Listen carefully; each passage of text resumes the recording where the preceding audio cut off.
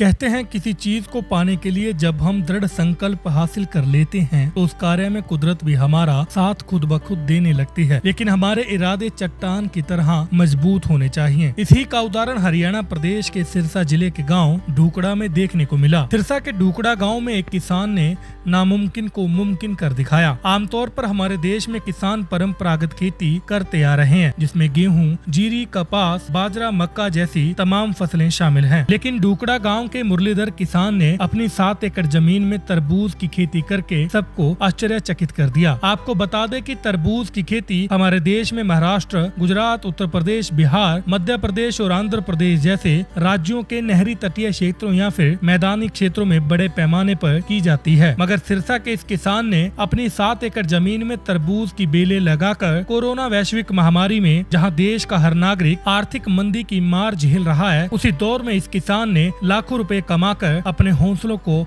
और ऊंची उड़ान दे दी है। मुरलीधर किसान की मेहनत को देख तरबूज खरीदने वाले लोग भी उनकी तारीफ करते नहीं थकते। गर्मी के इन दिनों वैसे तो फलों का राजा आम माना जाता है, परंतु गर्मी में जब तरबूज हमें दिखाई देने लगते हैं तो आम की तरह तरबूज भी हम सब की पसंद बन जाता है। तरबूज को लेकर हमारे मन में एक धारणा बैठी हुई है कि ये फल बिना टीके यानी कीटनाशक इंजेक्शन से तैयार हो नहीं सकता, लेकिन ऐसा अब होना सही नहीं है। तरबूज की खेती बिना कीटनाशक जैसे दवाइयों के अलावा देसी गोबर द्वारा तैयार की गई जैविक खाद से भी यह फसल स्वस्थ रूप से पककर तैयार होती है। ढूकड़ा के इस किसान ने बिना किसी कीटनाशक स्प्रे के बिना ही अपनी 7 एकड़ भूमि में इजराइल कृषि पद्धति द्वारा ड्रिप सिस्टम लगाकर तरबूज की खेती करके न केवल अपने आप को मालोमाल किया बल्कि दूसरे किसानों के लिए प्रेरणा स्रोत भी बने हैं। वही मुरलीधर किसान के भतीजे राजेंद्र ढूकड़ा ने बताया कि मेरे चाचा ने इस तरबूज की खेती करने का कहीं से प्रशिक्षण नहीं लिया। उन्होंने अपने फोन से इंटरनेट के जरिए यूट्यूब पर देख कर सीधा जमीन पर प्रयोग किया। उन्होंने बताया कि हमने इस खेती की शुरुआत साल 2016 में की,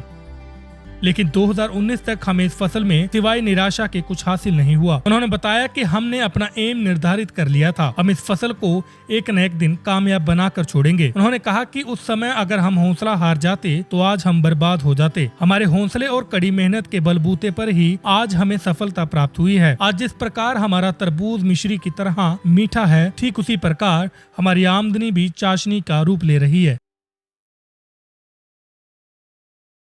कब खेती शुरू की और कैसे मन में आया तरबूज की खेती? तरबूज की खेती जो है पिछले साल शुरू की, उससे पहले भी विचार आया था। इधर उधर जहाँ आस पड़ोस में कहाँ तरबूज लगा होता था, चाहे नज़दीक पंजाब पड़ता है, तो यहाँ जा कर के मेरे चाचा जी हैं मुरलीधर जी, ये वहाँ गए देखने के लिए। तो मन में विचार आया कि उससे पहले हमने आलू बोए थे एक दफ़ा, तो आलू की खेती बड़ी अच्छी हुई थी। तो उसके बाद एक उम्मीद जगी कि परंपरागत खेती छोड़ करके हम जो है इस खेती की ओर बढ़ें और तरबूज की खेती, ककड़ी की खेती, इस प्रकार की खेती करें। तो ये तकरीबन 3-4 सालों से लगातार एक्सपेरिमेंट चल रहा था 2015 से। और उसमें जो है पहले मैंने बताया आपको कि आलू भी बोए गए, लेकिन लगातार आलू बोते रहे। लेकिन बाद में जो है ये मन में आया कि ककड़ी और तरबूज जो है बोए जाएं, तो लगातार 2 सालों से हम तरबूज की खेती कर रहे हैं। तो कहीं प्रशिक्षण भी आपने लिया था या कहीं पहली दफ़ा आपने ये जो तजर्बा हासिल किया? ये देखो, एक बात होती है कि कई बार ये होता है कि आपने सुना ही होगा कि अनपढ़ आदमी जो है अखबार पढ़ लेता है। ये मसला वैसा ही है। यहाँ मेरे चाचा जी ने जब शुरुआत की थी तो इन्होंने जो है कोई एक्सपेरिमेंट बाहर जा कर के नहीं देखा, कहीं प्रशिक्षण नहीं लिया, केवल यहाँ आकर के इन्होंने जो है खेत के अंदर ही फ़ोन के माध्यम से खेती शुरू की और उसको देख देख के खुद का ही अनुभव है, तो उसी से यहाँ से शुरू हुई। तो क्या मानकर चलें कि आपने जो खेती की है ये मुनाफे का सौदा आपके लिए हासिल हो रहा है, अगर परंपरागत खेती छोड़ के उसकी अलग बात की जाए? जी बिल्कुल, मैं आपको बताना चाहूँगा कि यहाँ 11 मार्च को ओलावृष्टि हो गई थी। तो परंपरागत जो खेती है उसका हाल कैसा है कि यहाँ हमारे इलाके के अंदर चने, हमारे इलाके में सरसों, हमारे इलाके में गेहूँ, ये फसल आमतौर पर बोई जाती है। इसमें क्या है कि 50-60% तो लॉस वैसे ही हो गया ओलावृष्टि से। उसके बाद जो है किसान इधर इधर त्राई करता रहा, कभी मंडियों में जाए, कभी पॉलिसी ऐसी है उसको पैसे नहीं मिल रहे हैं, लॉकडाउन का भी असर रहा। लॉकडाउन का भी असर रहा। तो उस परंपरागत खेती में कितनी निकालता है? 50,000 रुपये का 1 किला निकलता है। यहाँ जहाँ हमने ये खेती की है, इसके अंदर मैं आपको बताना चाहूँगा कि पहले 2-3 साल तो जो है एक्सपेरिमेंट चलता रहा, थोड़ी जगह पर की। इस बार जो है ज़्यादा एरिया के अंदर इस खेती को बढ़ाया गया और ये मैं आपको कहना चाहूँगा कि तकरीबन 3 लाख के आसपास 1 किले के अंदर खेती होती है इसकी, तरबूज और ककड़ी को मिला करके। तो इससे आप अंदाज़ा लगा सकते हैं कि कितना फ़र्क आता है परंपरागत खेती में और इस खेती में। एक चीज़ और जानना चाहेंगे, आम फसलों की अगर बात करें तो उन फसलों की मेहनत के बराबर और इस फसल की मेहनत के बराबर कितना अंतर है? आपने धावक दौड़ते हुए तो सुने होंगे, जो धावक दौड़ते हैं। एक सीधा आदमी रोड पे दौड़े और एक कंपटीशन में आकर के आदमी दौड़े, जितना डिफरेंस वहाँ आता है उतना ही इस खेती के अंदर आता है। इस खेती में रात और दिन का सवाल नहीं है, 24 घंटे मेहनत करनी पड़ती है। 24 घंटे में ये देखना पड़ता है कि किस बेल के पास क्या स्थिति है, उसको पानी कितना चाहिए, उसको क्या क्या चीज़ों की आवश्यकता है, उसकी किस प्रकार संभाल करनी आवश्यकता है। अगर थोड़ी सी भी मिट्टी उड़ करके आ गई तो उसकी कैसे संभाल करनी है। तो बहुत ज़्यादा अत्यधिक मेहनत करनी पड़ती है और साहस और ख़ास तौर पर संयम बनाए रखना पड़ता है। मेहनत तो अत्यधिक करनी पड़ती है। एक चीज़ और बताएं, खासकर आज की जो जनरेशन है उन्होंने तरबूज तो बहुत खाए हैं, लेकिन तरबूज लगता कैसे है? पेड़ पे लगता है, बेल पे लगता है, क्या बताएंगे? तरबूज ये आप दृश्य देख रहे हैं, ये आपको दिख रहा होगा, ये ज़मीन के अंदर बेलें लगाई गई हैं और इन बेलों के ही तरबूज लगते हैं। तो आज की जनरेशन का वो ऐसी कोई मसला नहीं है। इस बेल्ट के अंदर तो सब लोग जानते हैं कि तरबूज कहाँ लगते हैं, क्योंकि पुराने टाइम के अंदर ये इलाका जो है राजस्थान के बिल्कुल नज़दीक है, टच है। तो आस पड़ोस के अंदर तो बहुत मात्रा के अंदर तरबूज और ककड़ी ये आसपास में लोग बोते रहे हैं।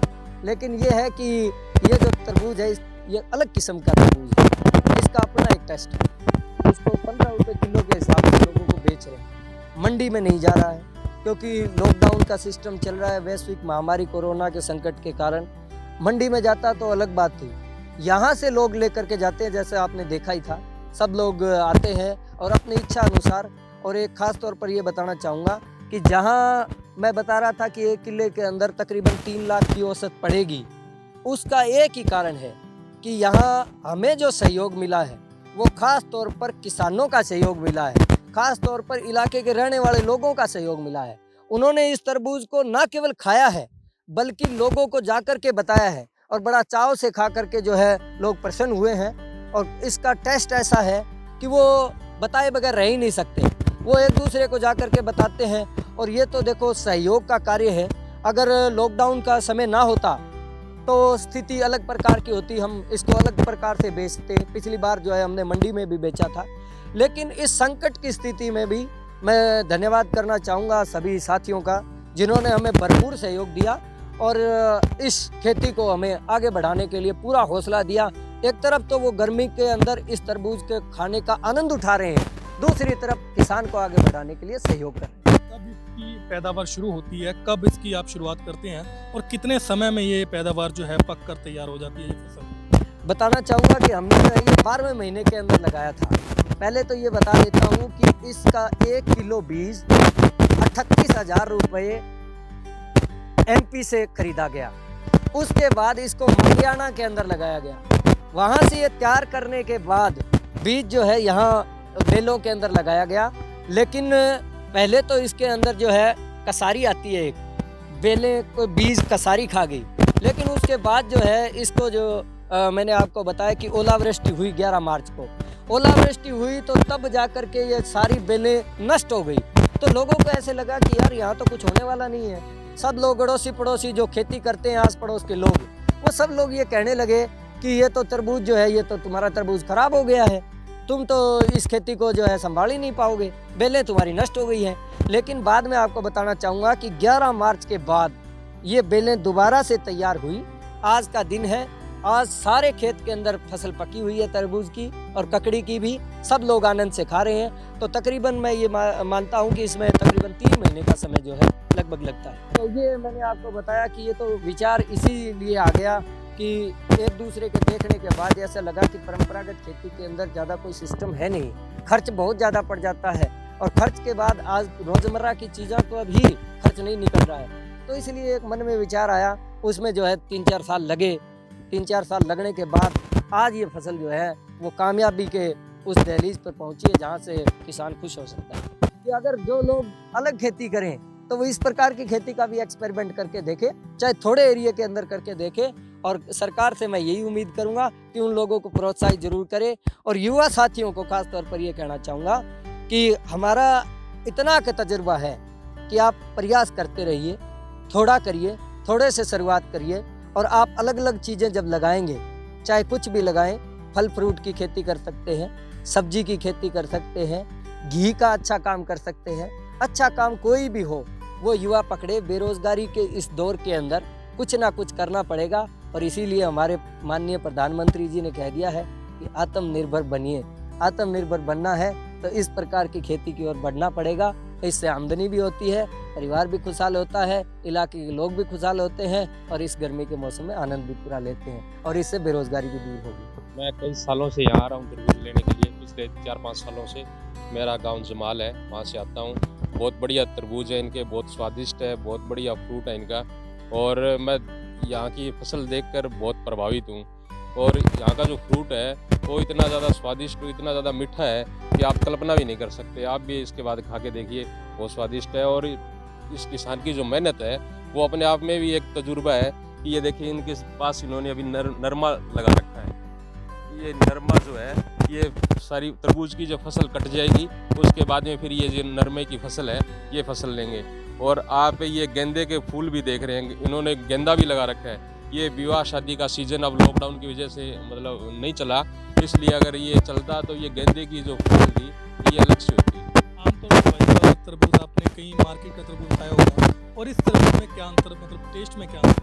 टेस्ट में तो दिन रात का अंतर है सर, बहुत ज़्यादा स्वादिष्ट टेस्ट है इनका। और ये तरबूज जो है 8-10 दिन तक खराब नहीं होता। इसका मतलब अंदर का जो फ्रूट है वो वैसा का वैसा ही रहता है। वहीं इन खेतों में तरबूज लेने वालों की भीड़ भी आम लगी रहती है। तरबूज लेने आए कुछ लोगों से जब हमने बात करी तो उन्होंने बताया कि इस तरबूज की मिठास इन किसानों के खून पसीने की बदौलत ही आई है। उन्होंने दिन रात एक करके अपनी इस फसल को 4 चांद लगाए हैं। उन्होंने कहा कि किसानों को इनसे सीख लेनी चाहिए कि हमें हिम्मत को कभी कमजोर पड़ने नहीं देना चाहिए। मैं कई सालों से यहाँ आ रहा हूँ तरबूज लेने के लिए। पिछले 4-5 सालों से मेरा गांव जमाल है, वहाँ से आता हूँ। बहुत बढ़िया तरबूज है इनके, बहुत स्वादिष्ट है, बहुत बढ़िया फ्रूट है इनका। और मैं यहाँ की फसल देखकर बहुत प्रभावित हूँ। और यहाँ का जो फ्रूट है वो इतना ज़्यादा स्वादिष्ट, इतना ज़्यादा मीठा है कि आप कल्पना भी नहीं कर सकते। आप भी इसके बाद खा के देखिए, बहुत स्वादिष्ट है। और इस किसान की जो मेहनत है वो अपने आप में भी एक तजुर्बा है कि ये देखिए इनके पास इन्होंने अभी नरमा लगा रखा है। ये नरमा जो है, ये सारी तरबूज की जो फसल कट जाएगी उसके बाद में फिर ये जो नरमे की फसल है ये फसल लेंगे। और आप ये गेंदे के फूल भी देख रहे हैं, इन्होंने गेंदा भी लगा रखा है। ये विवाह शादी का सीजन अब लॉकडाउन की वजह से मतलब नहीं चला, इसलिए अगर ये चलता तो ये गेंदे की जो फसल थी ये अलग से होती। आमतौर पर तरबूज आपने कहीं मार्केट का तरबूज खाया होगा, और इस तरबूज में क्या अंतर, मतलब टेस्ट में क्या अंतर? टेस्ट में तो दिन रात का अंतर है सर, बहुत ज़्यादा स्वादिष्ट टेस्ट है इनका। और ये तरबूज जो है 8-10 दिन तक खराब नहीं होता। इसका मतलब अंदर का जो फ्रूट है वो वैसा का वैसा ही रहता है। तो देखा आपने इस किसान ने कैसे मेहनत कर कर अपनी तरबूज की फसल को कितना कामयाब बना दिया। इस किसान से हम सबको सीख लेनी चाहिए कि कार्य कोई भी क्यों ना हो, हमें अपनी हिम्मत और हौसले कभी कमजोर पड़ने नहीं देने चाहिए। अगर हम किसी भी कार्य को दृढ़ संकल्प लेकर करना चाहें तो वो जरूर एक दिन फतह मुकम्मल हासिल करेगा। सिरसा से वीडियो जर्नलिस्ट जसबीर जस्सी के साथ रविंद्र रियाज, ब्यूरो रिपोर्ट सच कहूँ। देश विदेश की तमाम खबरों से जुड़े रहने के लिए सब्सक्राइब करें सच कहूँ और बेल आइकन प्रेस करके पाएं हर लेटेस्ट अपडेट सबसे पहले।